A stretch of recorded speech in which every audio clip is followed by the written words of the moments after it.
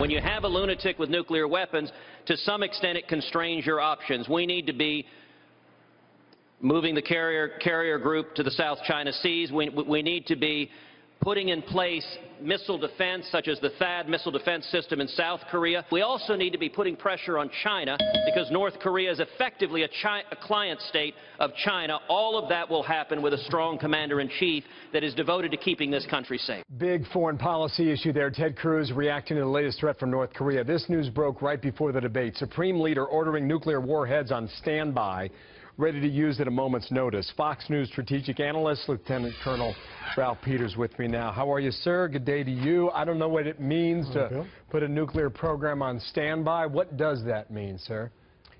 Well, part of this is for domestic North Korean consumption.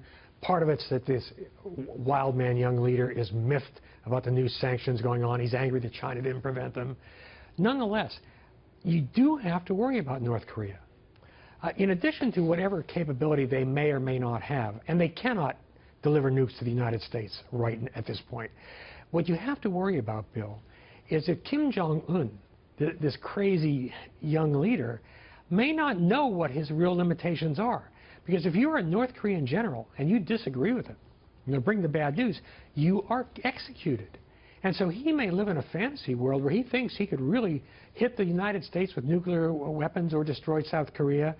And it's that lack of knowledge of his own limitations that could easily propel him into war. I don't believe North Korea's generals want war because they're afraid they'd lose and lose everything they piled up. So he doesn't know what he doesn't know. Yeah. And we don't know what he doesn't know. Fact.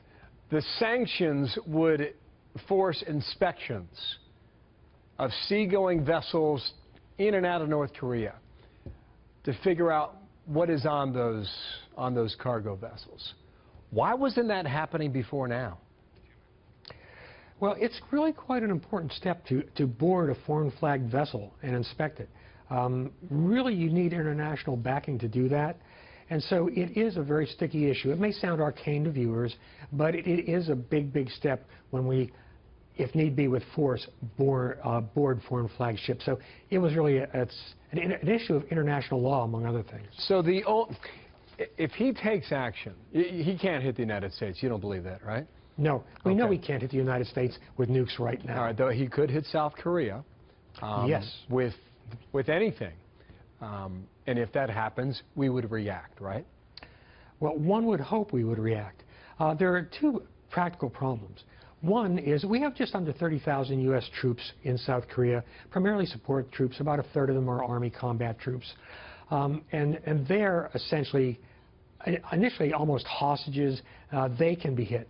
But the other problem, Bill, it's a very practical problem. After the Korean War, when Seoul was devastated, Seoul sits right on the DMZ, the border with North Korea. And out of pride, the South Koreans rebuilt their capital, Seoul, right on the same site. It's not only within nuke range, it's within conventional artillery range. Right. And so a war in North Korea, in the Korean Peninsula, will be a bloodbath. And in the end of the day, there are two worries I've got. One, that Kim Jong-un, the North Korean leader, is out of touch with reality. But as far as a response goes, a U.S. response, my second worry is that President Obama may be out of touch with reality and would fail to respond. Let's see if these sanctions work or do anything. Colonel, thank you. Ralph Peters there in Washington. Thank you. Thank you, sir. Watch that story. Thank you.